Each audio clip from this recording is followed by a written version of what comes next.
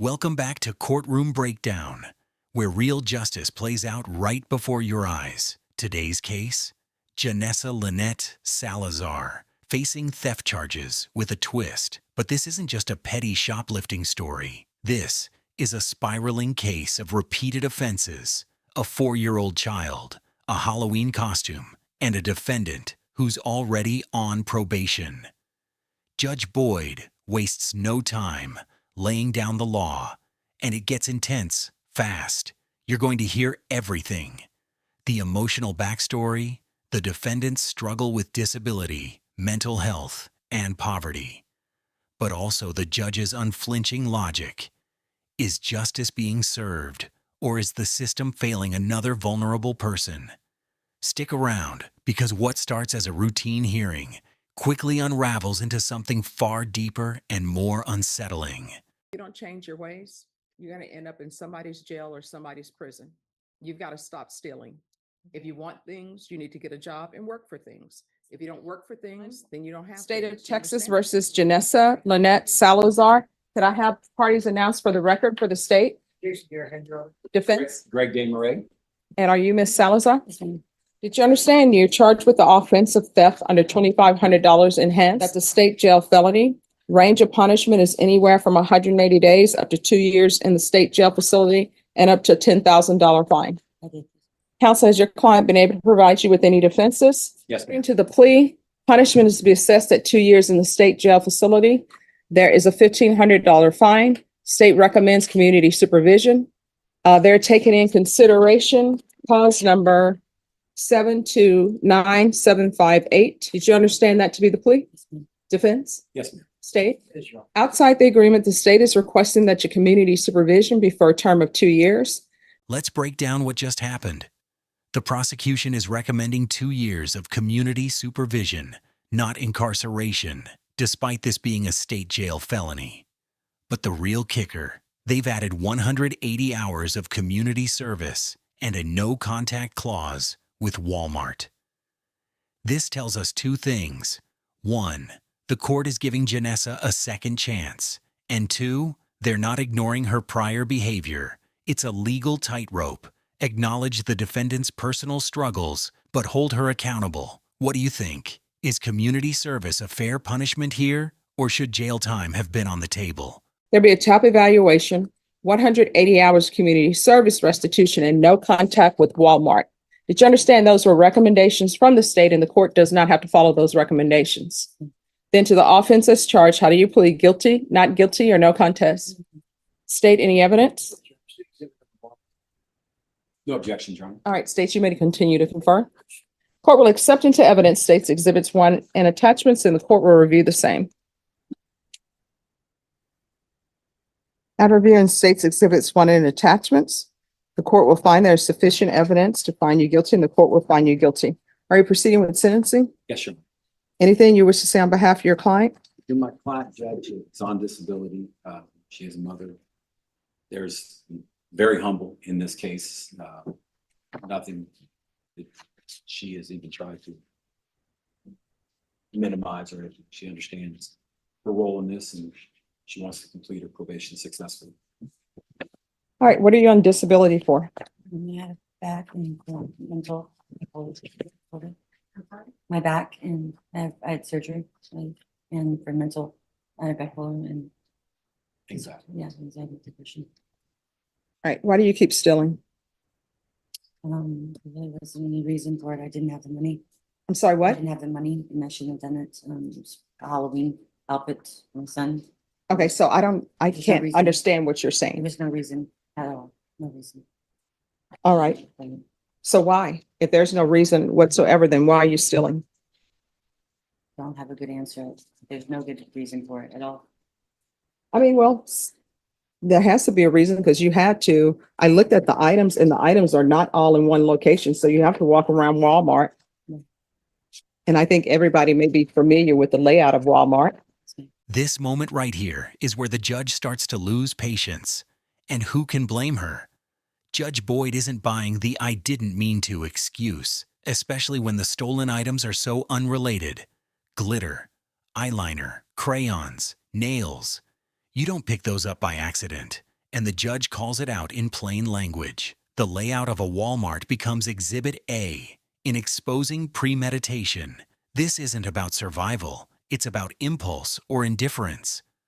And that distinction, it can mean everything in a courtroom. Crayons are not on the same aisle as eyeliner. Eyeliner is usually in the health and beauty department. So I'm trying to figure out, why are you stealing?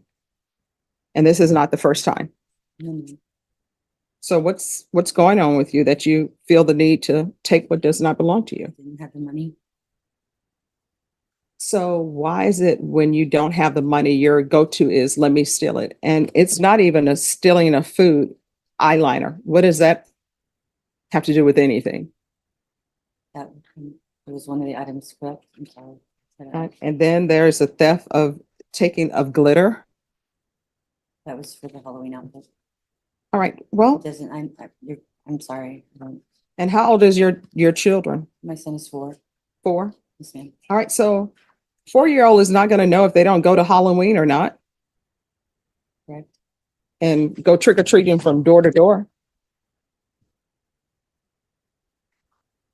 But I think a 4-year-old will know if their mom is not home because she's at the prison for stealing. Yes, ma'am. And then who are the nails for? I don't, I guess maybe for myself, I'm not sure. I don't remember exactly, but I don't remember those items that I me on it. Do you remember any of the items that you took? I don't remember exactly, but I believe that there was makeup for my son's outfit, which was a wolf outfit, and to be honest with you, I don't. It was. What does the glitter come in on a wolf Yeah, outfit? that's what I don't recall that. Unless it's Twilight. Twilight is actually no. No, Twilight is the Sorry. no, Twilight is the vampires where they added some sort of glitter that is not in any of the vampire lore that I've ever read. Yes, But ma'am. I'm thinking maybe that was the name on the packaging for that, because it was face paint Mhm. for his outfit. All right. So how are you? Who all lives in the house with you? My son, my youngest son, and my oldest son, and myself. Now we get a glimpse into Janessa's life, and it's heartbreaking. 2 kids, one of whom is about to join the Marines, and she's surviving on Social Security and housing assistance. This context matters. Judges consider mitigating circumstances when deciding on sentences. But the question remains, does poverty justify theft? Judge Boyd offers a sobering alternative: ask for help.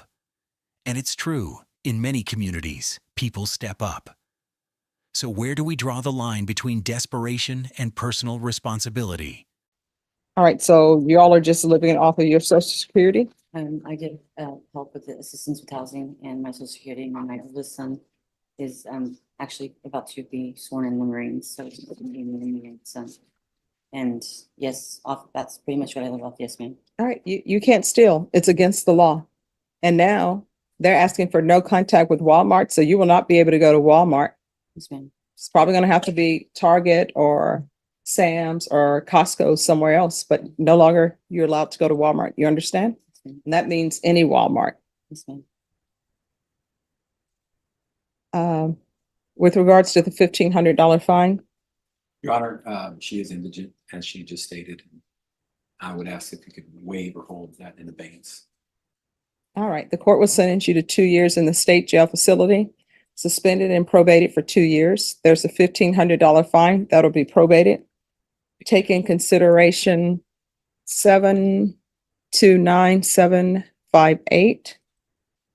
There should be regular reporting by Zoom or in person. Regular random UAs. Proof of employment or SSI within 30 days. There should be no employment as a home health care provider with minors. Court is going to order 180 hours of community service restitution.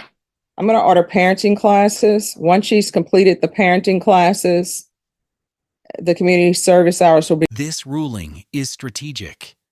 Judge Boyd ties community service to parenting classes, showing she's focused on rehabilitation, not just punishment. If Janessa proves she's learning, the service hours can be waived. It's a bold move that blends discipline with compassion. Instead of just piling on consequences, the court is offering a path forward. But there's a message too. If you want a second chance, you need to earn it. Would you support more judges making rulings like this, focused on growth rather than jail time? Deemed satisfied. There's to be no contact with Walmart. Field visits. One time per month for 3 months. Was Child Protective Services at all involved? We can do a MIC evaluation out of custody. Yes, ma'am. All right. And then the system is down, but normally for a state jail felony, the court costs will probably run about 300 to, I'll say, 380. Yes. If for some reason she's unable to pay that, you'll just have to submit a letter. Yes, ma'am. Probation, is there anything else she needs? Is there anything else you need from the court to be successful? Thank you. All right, we can go off the record. Here's the thing. When you want things, you got to work for them. If you don't have any money for it, you would probably be shocked. Sometimes you go up to somebody and you say, hey, I don't have any money. I'm on SSI, or this is what's going on in my life. I'm trying to make a costume for my son. Somebody in Walmart probably would have said, oh, this is $10. Here you go. I'll pay for it. I've seen people do that all the time. But now what you've done is you set yourself back, because now you have to do all of this, and you don't understand. It appears that you don't understand. You're not allowed to steal. I would have ordered a course for you, but I'm going to give you the course now. Don't take what doesn't belong to you. Period. And then there's a criminal trespass. I believe that's the criminal trespass as it relates maybe to Walmart. Here's the thing. When you have something that's a criminal trespass and people tell you you're not allowed back here, don't go. If you do go to a location and the owner asks you to leave, leave. That's your 2 courses that I'm giving you. Do you understand? I do. In this court, to be successful on probation, communication is key. If there's an issue, let your probation officer know. If you feel as though they're not addressing it, you can always come back to the court. Yes, ma'am. Thank All you. right, good luck to you. Thank you. You're welcome. Thank you.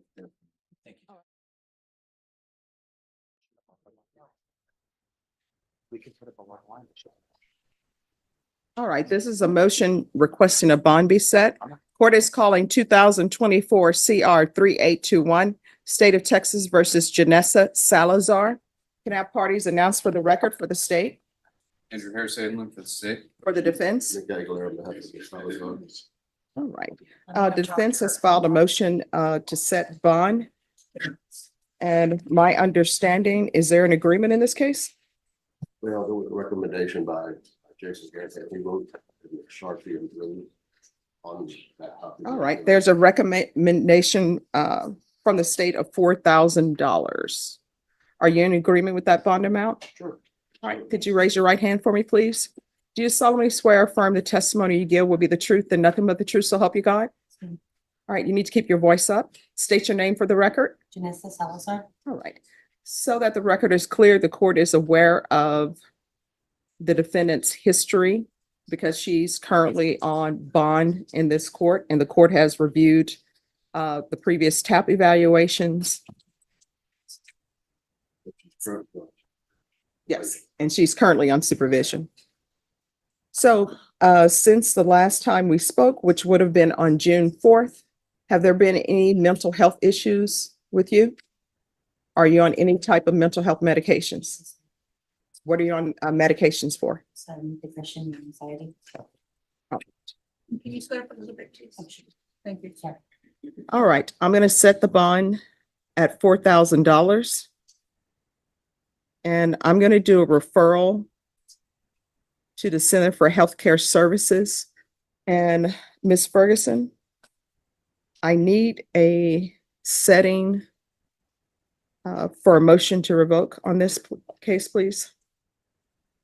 And you can set it as a contestant. If it ultimately is not contested, then we will cross that bridge when we come to it. All right, and I guess she'll be taken into custody. She has a warrant, but I've set the bond.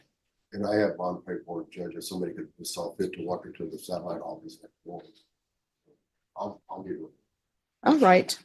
All right, the court is calling 2024 CR 3821, State versus Janessa Salazar. Now parties announced for the record. For the state of Texas, Your Honor. Nick Aguilar on behalf of the Honorable Janessa And Salazar. are you Ms. Salazar? Yes, ma'am. All right, did you review the document entitled Motion to Revoke Community Supervision with your attorney? Did you understand it? Are you the same Janessa Salazar who was placed on community supervision in 2024 CR 3821 for the offense of theft of $1,500, two or more previous convictions Yes, on ma'am. June 4th, 2024 for a term of 2 years? Is that you? Yes, ma'am. All right, for the state? Jason Garahan for the state, Your Honor. Would you like me to read the violated condition, Yes. Your Honor? Violated condition number 8. On or about the 4th day of May 2025 in Bear County, Texas, the defendant Denisa Salazar departed Bear County without permission of the court and or supervision officer, the violation of condition number 8. How do you plead to that? True or not true? True. Is that a true? Yes. Yes. And Your Honor, we'll waive the remaining violation condition. Any objections to the waivers? No, Your Honor. Did you understand by pleading true to violation of condition number 8, the court could find it true, grant the motion and sentence you up to 2 years in the state jail facility Yes, ma'am.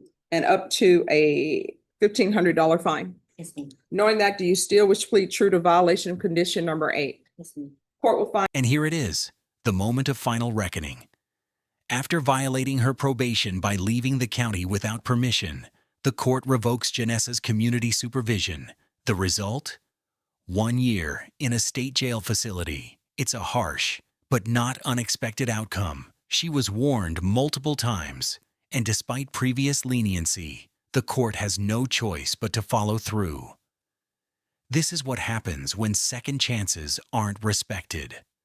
The bigger question is, was Janessa ever truly equipped to succeed on probation in the first place? Violation of condition number 8 true.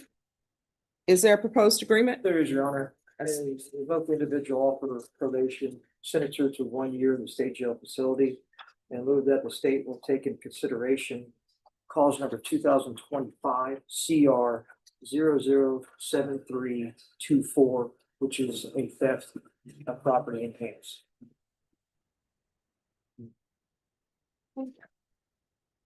And counsel, is that the agreement? That's our agreement, subject to your approval. And Ms. Salazar, if you can raise your right hand for me, please. Do you solemnly swear or affirm the testimony you give would be the truth and nothing but the truth, so help you God? Yes, I do. All right, you can lower your hand. Are you asking the court to follow this agreement that you've reached with the state? Are you waiving your right to appeal? Yes, ma'am. All right, the court will revoke, sentence you to 1 year in the state jail facility. Take in consideration 2025 CR 007324. Give you credit for any time served. Just one moment.